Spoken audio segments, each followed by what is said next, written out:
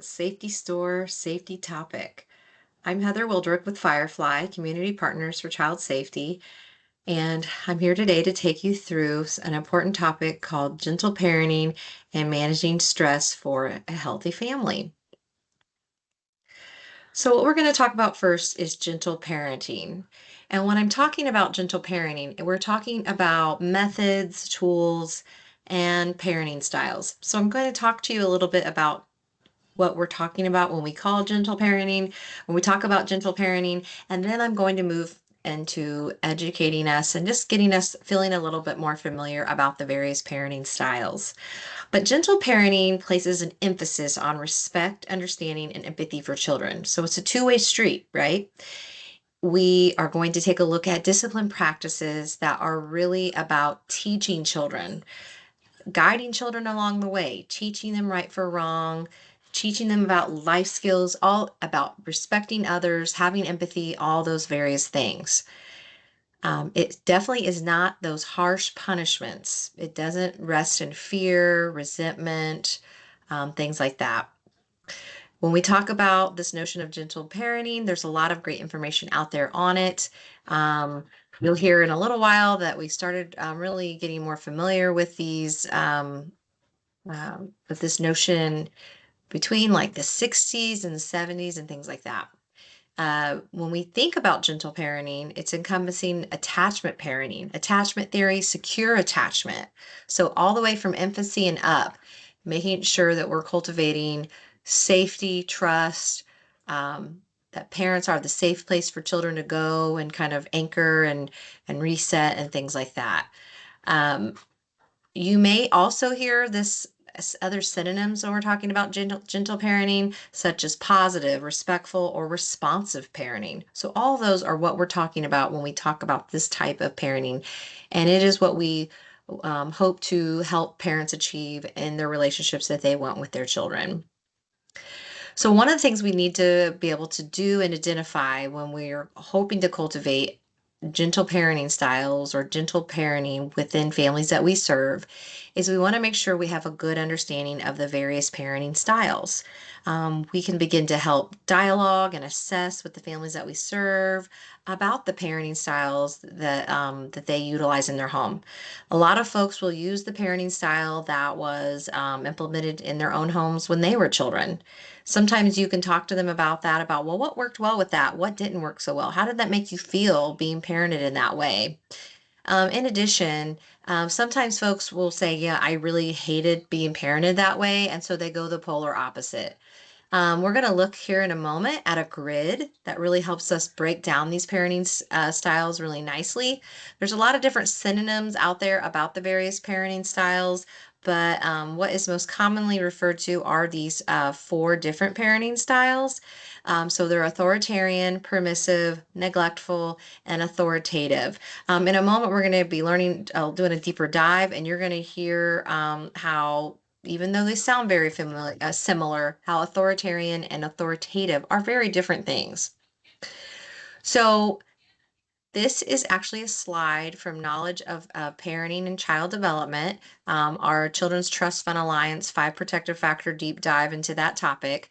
This is a great slide that we love to share when we talk about the parenting styles. So I love that it's on this kind of X and Y axis. You'll see on the vertical axis, we have this notion of control, low control, high control. And then we have our our horizontal axis is about warmth. So we're taking a look at warmth and control as a parent. And then where do those all fall on the grid? So authoritarian, that is my way or the highway, kind of drill sergeant type parenting. Often lots of harsh punishments are going on in this parenting style. You're going to hear a lot more from Dr. Jasmine in just a moment. She's Dr. Mom psychologist. So I probably will actually pause and let her talk more about that. We at Firefly, we have a parent ed curriculum that we use and teach, and it identifies three of these: authoritarian, authoritative, and permissive. Uninvolved is a newer one. I'm really glad to see it added. I think it's important that we identify that because someone can be uninvolved while physically living in the home, and or they can be that deadbeat parent that's not around, do not contribute to any of the, whether they're physically around or not, they're not, participating in any of the upbringing of that child. So I'm going to hit play on this video. This is Dr. Jasmine. She is a psychologist. She has phenomenal content. So check her out on Instagram, check her out on YouTube, etc. She has great newsletters, all that great stuff. But she's Dr. Mom Psychologist. So I'm going to let her take it away. It's no secret there is great variation in how we raise our children, but did you know that researchers have been able to narrow down our parenting styles to just 4 different categories? What is a parenting style? Quite simply, what a parenting style means, it is your pattern of approaching your child and raising your child. And this concept was initially developed by or researched by a developmental psychologist named Diane Bodman, and she initially came out with 3 different parenting styles, and then later on a 4th parenting style was uncovered based on the research. But the parenting styles are determined based on your level of warmth or affection with your child, as well as your level of control and structure. So there's either high or low levels of warmth, high, low levels of control. Okay, so parenting style number 1 is authoritarian. That is really, it's my way or the highway. And so these parents are high on control and structure, but low on warmth and affection. And so these parents have no problem figuring out the rules, enforcing the rules, but they struggle with being affectionate towards their child, being flexible about, the rules and the structure, and kind of hearing their child out, listening to their child's perspective. So research has demonstrated that in terms of child outcomes, this parenting style tends to lead to more anxiety for the children, more depression or just, unhappiness, and more child withdrawal. Now, I want to preface this information by saying that research has shown there are cultural differences. So I'm kind of more speaking to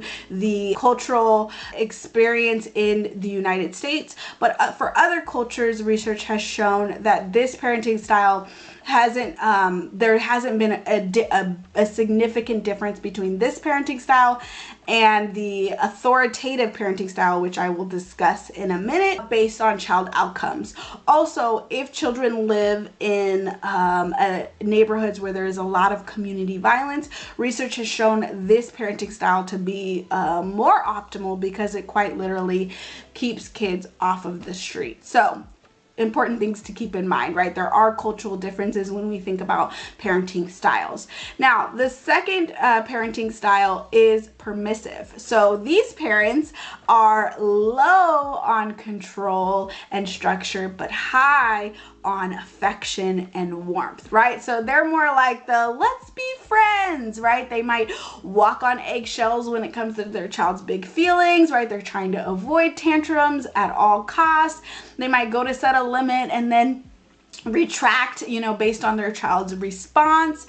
They're just more concerned with being their child's friend, keeping their child happy. So discipline is a struggle for permissive parents, right? And so in terms of child outcomes, the research has shown that this can lead to more riskier behaviors when they are older, right? It can lead to children having trouble respecting authority figures like teachers or coaches, and having that level of entitlement, right? Because they're not used to hearing the word no. The third parenting style is uninvolved. So these are the parents that are quite literally saying, see ya, right? So they are, in terms of control and warmth, they would be low on both. They're just checked out, quite frankly. Now, there's many different reasons why parents are uninvolved. Sometimes it's because of their own mental health issues or other things going on in the environment, such such as a demanding career. But in terms of child outcomes, this parenting style has been shown to lead to more anxiety for children, fearfulness, sadness, low academic functioning, right? They struggle in school. They're also more likely to engage in risky behavior like substance abuse.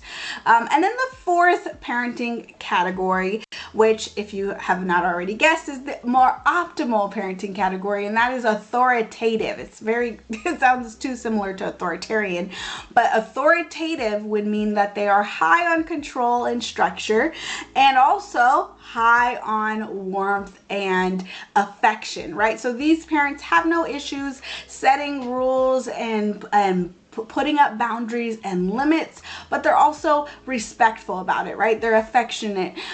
They also are willing to hear their child out, right? And hear their perspective out, and maybe even bend a rule or two, just depending on more gathering more information. So they're more likely to keep an open mind, to be a little bit more flexible, just depending on the situation. I like to think of like the scenario of if you were on vacation, right, and your child was like, I want to stay up late and watch more movies. So yes, the child has a bedtime, right, and they're used to going to bed at a certain time, but this is a different circumstance. So maybe the parents like, well, we have to get up early, so you can watch one cartoon instead of staying up late, super late. So they're flexible, but they also still enforce the boundary, and they feel confident in their boundaries overall. So in terms of child outcomes, I mean, this is the best parenting style based on child outcomes, right? So children who are raised by authoritative parents are more likely to be happier, do well in school, be socially adjusted, follow other authority figures like coaches and teachers, and just overall have a good, strong relationship with their parent. Now, I want to be very clear. This is correlation, not causation, right? Correlation meaning there is a relationship between parenting styles and outcomes, but not causation, right? Not that this parenting style causes these different outcomes, right? It's more of a relationship. And these things are fluid, and our parenting styles can be influenced on so many different factors, right? And we're never parenting in a vacuum, right? We always have to consider what else is going on in the environment that can be influencing how we show up in our day-to-day, parenting interactions. Okay, so this all begs the question of like, why are we talking about this? Why is it important to think about our parenting style? And I think it's important because it begs the larger question of what kind of parent do you want to be, right?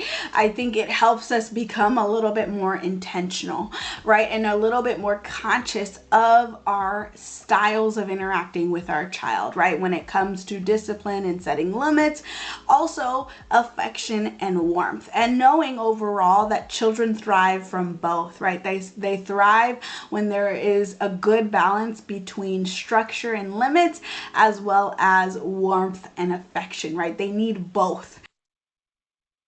All right, so that's a great explainer on a little long, but we wanted you to know what those parenting styles are, and she does a great job of explaining that.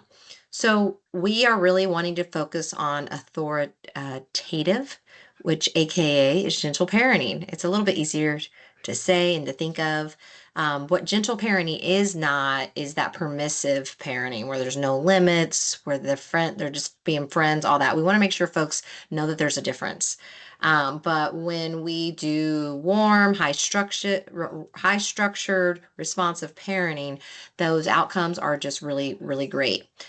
We know that parents and children are overall happier. There's less conflict in the home. Often these outcomes end up like Dr. Jasmine was talking about, better self-esteem, better sense of I can do hard things, and resiliency and brain development, and have higher forms of empathy and have better overall relationships with others. So, like I said before, we do want to emphasize we're not talking about that permissive parenting or like parenting without limits, right? We absolutely want to re-emphasize the high structure component to this type of parenting. So we want to emphasize that we are still doing discipline. but that's a very different thing from punishment. So discipline, the root of that word means to teach. So we really want parents to understand that they are their children's first teachers, that they have a role in their child's life from infancy on to be teaching their children values, right from wrong, just how to navigate world life skills, right? That they have responsibilities to go to school, to keep their bodies healthy, and all those different things. So, parents that practice these parenting styles work very hard to teach their children, and that includes teaching them logical consequences of their actions. Um, and also, it involves being responsive to the child's needs, and noticing that when we do these type of things, we have calmer, more peaceful relationships. And we don't fall into the trap of indulgent, permissive parenting. So we're not just letting them do whatever they want, because that can really set the kiddos up for failure in other spaces too, right? Like school, down the road with other relationships, and all the things. Kind of limitless and permissive parenting can almost cultivate some narcissistic tendencies, if you will. So people hear about or encounter gentle parent, and they, like I said, they're really conflating it with permissive parenting, but it's just not that. Children are not running house, right? There's still the dynamic of parents are in charge, parents set the tone, parents set the rules, um, and have really high structure, high boundaries. But it's not all just about power. It's not just because they're the boss and just because they said so. They support their children when they're upset. They validate their feelings. They see their children for who they are. And they're nurturing and have age appropriate boundaries with their kiddos. Um, Compliance and good behavior is not the main goal in gentle parenting. It's, you know, we don't want to just get the desirable thing in the moment. We don't want to have rewards based parenting, or if you do the right thing, I'm going to give you this, because we have to always up the ante. In this type of parenting practice, kids are doing the right thing because that's just the right thing, right? They're a member of this family, they're a member of their community, and etc. And they have roles to play in that. And all children ultimately want to belong, and want to feel good about belonging, and are always seeking, like, how do I belong in this group, whether it be their family, their friends at school, etc. And we are also, in gentle parenting, understanding ages and stages, and really showing up and parenting the child before us, and not having unfair expectations for kiddos. There's a lot of encouragement that goes on, like, you've got this, growth mindset, you can do hard things, resiliency, toughness, pick yourself up and try again, all that good stuff. So, also, we want to look at long-term results, like, putting in the work now for long-term, like, positive, good things to happen for this child and their development, for this child to go off and be a successful, competent adult, right? And that's really what the goals are with this. It's not just short-term, I just need this kid to behave and sit there and be good. It's about long-term, like, goals for our children, and what that we hope for them to become, and who we want them to be, to be when they're adults. And that, as they move into adulthood, I've laid the foundation for a solid attachment, a solid relationship, that we maintain and continue a great relationship even into adulthood. Um, so those are all things we want to consider and think about too for our families that we serve. One of the things we know about children is all children misbehave. There's no perfect child. And children will often misbehave more when they feel safe to do so, because they're trying things out, right? They're curious. They go through different brain development stages and things like that. So we're asking parents to consider and unpack the why of their child's behavior. We're asking them to get, like, their detective hat on, be like Sherlock Holmes, and really unpack the why, because often it's rooted in a need that the child has. So the child might want attention, they might want power, they might seek revenge because they're are displaying feelings of inadequacy. So attention might be like, hey, I'm really jealous of my brother or sister, I or my parents so busy at work, all this. I just need them to pay attention to me, focus on me. I want to feel involved. I want to feel a part of things.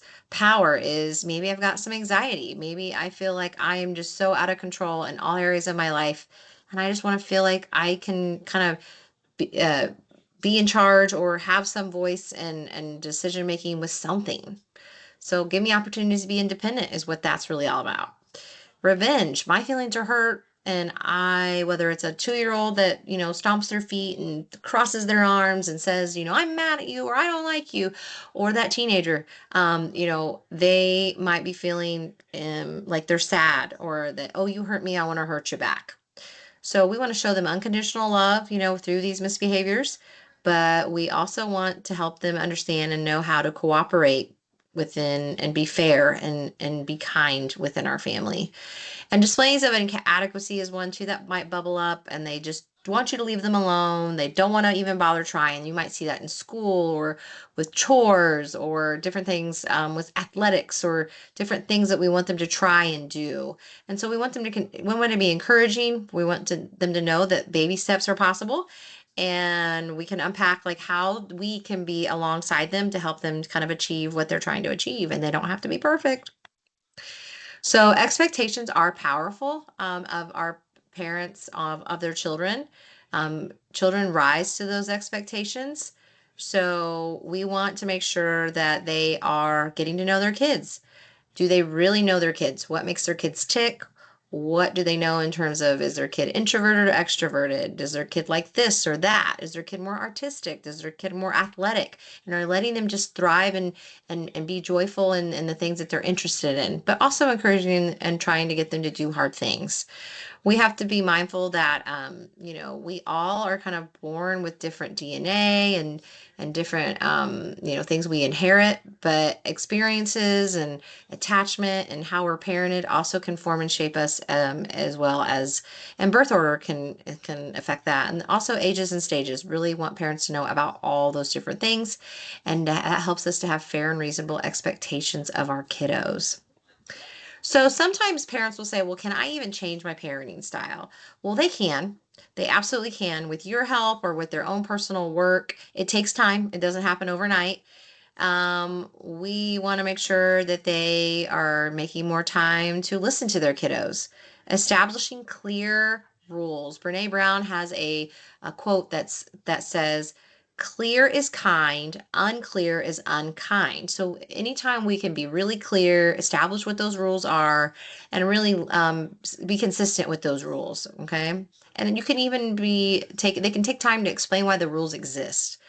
We want to allow our family to be a team, and so allow for input of members of the family, and take their feelings in consideration when we're making various decisions.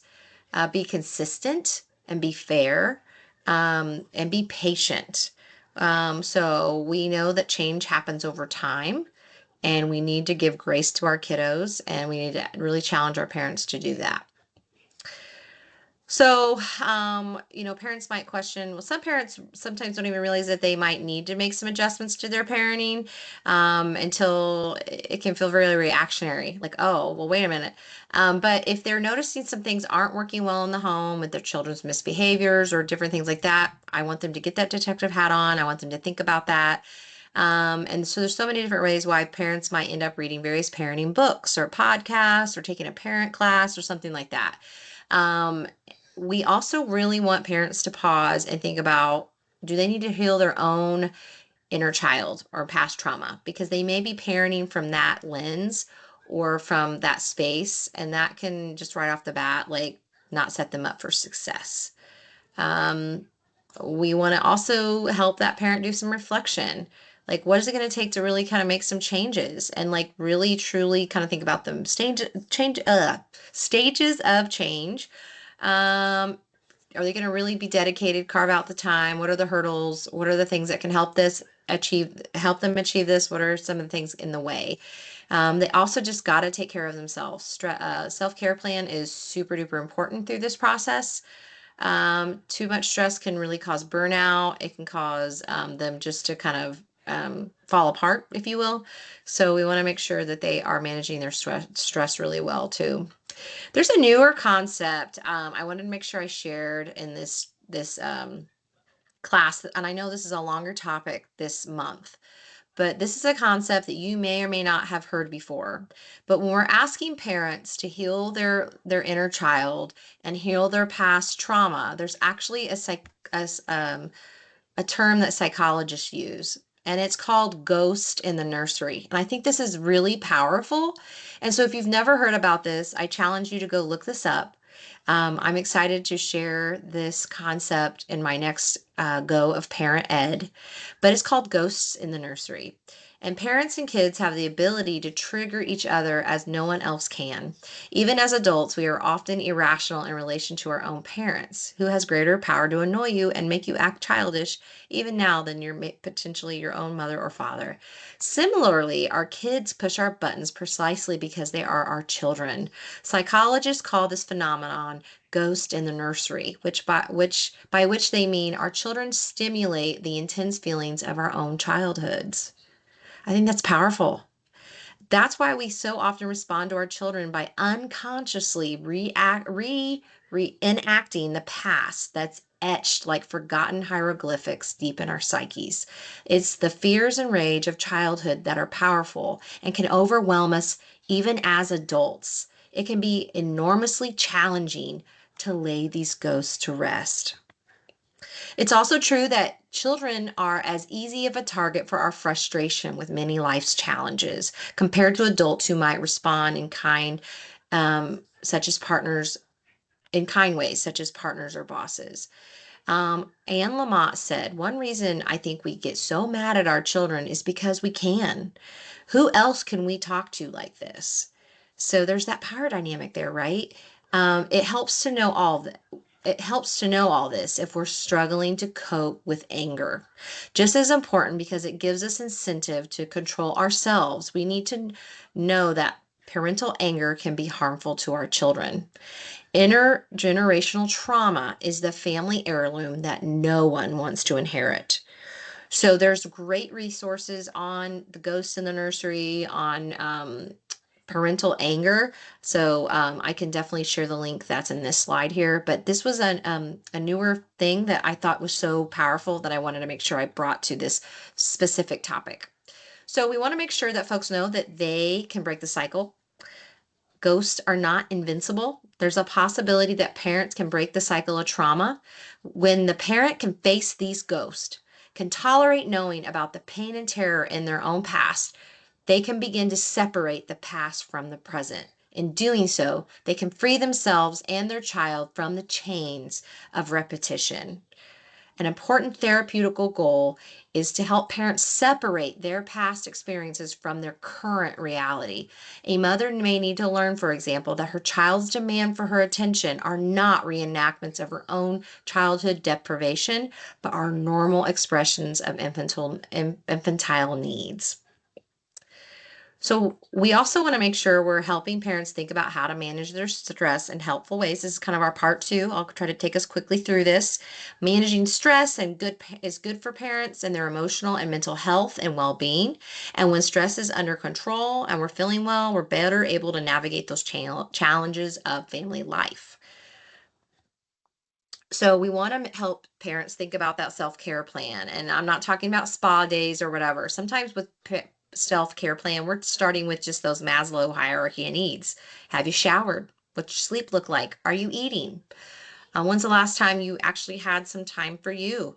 So a lot of times parents are at their capacity. I tell people all the time, I didn't know what not enough hours in the day looked like until I became a parent. So we want to help them overcome those feelings of inadequacy, guilt, etc. We When they can specifically identify too their sources of their parenting stress, that's that whole Brene Brown name it to tame it, right? I'm sprinkling all kinds of Brene Brown into this month's topic.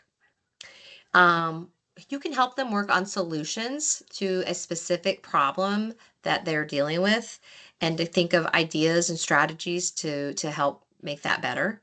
Help them know that their negative feelings, we say, they're like the mountain or the tree, and their feelings are messengers or communicators, and just watch that float by, and what is that communicating to you, and what can we then do about it? And that's what parents can control, right? What can they do about the feelings they're having? We're not going to push it down and push it away and push it to the side. We want to confront it head on and figure out what better ways to deal with it and tackle it so we can show up and be our best self to the kiddos in our lives. We know that well-being of parents is so important because it affects our parenting and it impacts our children. Um, when parents are stressed and overwhelmed, not managing their mental health well, we know that it can make them less attentive and less sensitive to their children and less capable of, responding to their kiddos' needs. So we also know that they may turn to maladaptive behaviors and responses to their kiddos. They may overreact, which could lead to physical or emotional abuse, or they may become withdrawn and emotionally unresponsive. So that authoritarian column or that, checked out, uninvolved column. So we want them to know that feelings are messengers. I'm going to talk about that a couple different times in the next few slides. They're going to feel ill. They're going to, their best may look a bit different each and every day. They're going to feel ill. They're going to feel hangry, angry, stressed out, overwhelmed. So are their kids. They need to really see their kids as who they are. Um, Children often can't tell us how they really feel. So we have to be the detective, decode that behavior. When did they last have their nap? When did they last have a snack? Is something else going on with my kiddo that I maybe don't know about? So we don't want to just react to the misbehavior. We want to take a step back, almost encouraging parents to use that trauma-informed lens and ask, why is my child acting that way? Like, what's causing my child to behave this way? What, and unpacking that, right? So frustration and anger, we say, those are feelings and emotions. It's what we do about those feelings and emotions that is important. So feelings are like visitors. They come and go. I love that. I also love the analogy of thinking of them as clouds passing by. We can practice this and we can teach that to our kids. Naming emotions help children and help the parents understand and process what they're going through. And they can name it to tame it and use reflective listening. You're mad because we have to leave the park. I understand, or I know that's hard. Um, um, and we can sometimes take our own, like mommy, daddy timeout, etc. So some short-term solutions to help with stress management for parents is, of course, what we kind of talk about with when we talk about abusive head trauma and some of those strategies is we can put the child in a safe place and leave the room. We're not saying walk down the street, but maybe take a step outside or in another room, call and talk to a friend, maybe go out and do some box breathing or take a breath outside or notice the wind or the trees. Being really attuned and aware of how our body feels, doing like a quick like moving our body, like shaking it out, whether it's like having a dance party, doing some jumping jacks, just like wiggling and jiggling our body, making ourselves some comfort tea or something like that. Long term, we may need to reach out to help and support. So, no matter how loving and selfless a parent may feel, they cannot give from an empty cup.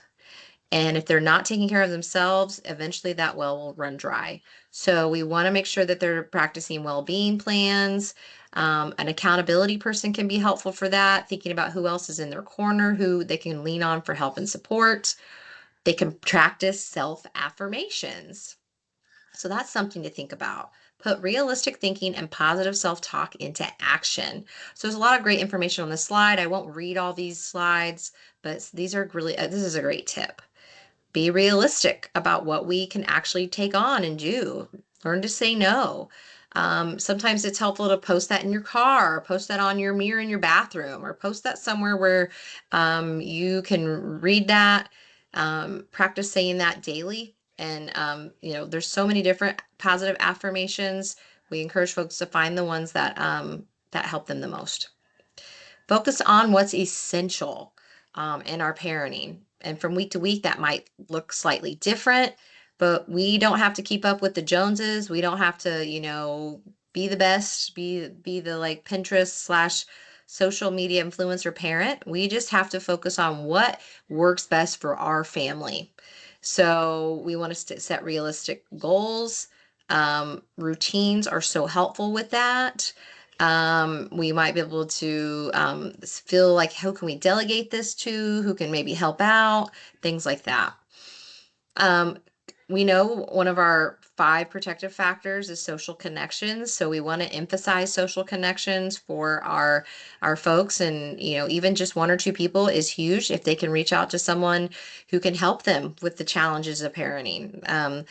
That's super huge. Or if they want to join a support group online, or join a support group like through Firefly or something like that, that can be helpful too. Physical health is so important. We need our parents taking good care of themselves. And so that means getting sleep, eating, drinking water. When's the last time they went to the doctor? When's the last time they went to the dentist? Encouraging to, avoid substances and things like that. Maybe have a talk with them about what guided meditation looks like and feels like. They may think it's hokey or silly, but maybe they've never tried it. Maybe they'll find some benefit. Carving out time for themselves, even if it's just 5 minutes, 10 minutes a day, it really can make all the difference. Um, Thinking about their hobbies, we kind of lose ourselves when we become parents. Taking up gardening, bird watching, taking some times for their favorite TV show, learning how to say no, different things like that. We want parents to know if this is an ongoing issue, it's okay to ask for help. There's online resources through various forms of insurance and other sliding scale. There's help available. We want them to talk to their general practitioner about, hey, I'm struggling, I need some help, and continue to bring it up, even if it maybe gets dismissed that first time around. Um, it's stress is often the result of troubles with time management or other issues. So trying to really unpack the why for themselves. So there's so many great places for parents to get help with parenting and the stress that comes along with it. So of course, family members, friends, maternal and child health nurses, professionals such as counselors. There's a national parent helpline. Be Well Indiana is another great resource. We love all the various apps and things that are out there and available now that help guide folks through meditation and breathing and relaxation. There's all kinds of great online tips and tricks for stress management. We want to make sure folks know about the Safe Place app. This is a minority mental health app that gives information on mental illness, self-care tips, Black mental health statistics, a mental health directory, open group forum, and more. There's the Parent PEP podcast, advice and understanding from parents, pros, and kids. Um, there's also many books and apps and people we recommend following on Instagram and other socials, and you can see those there too. We love The Whole Brain Child by Dr. Dan Siegel. Aha Parenting's another great one. So as always, I know this was a little long this go round, but such great information. So if you have any questions at all, don't hesitate to reach out to us. Don't hesitate to ask for any follow-up information about any of the resources we've shared today. We thank you so much, and we'll see you next month.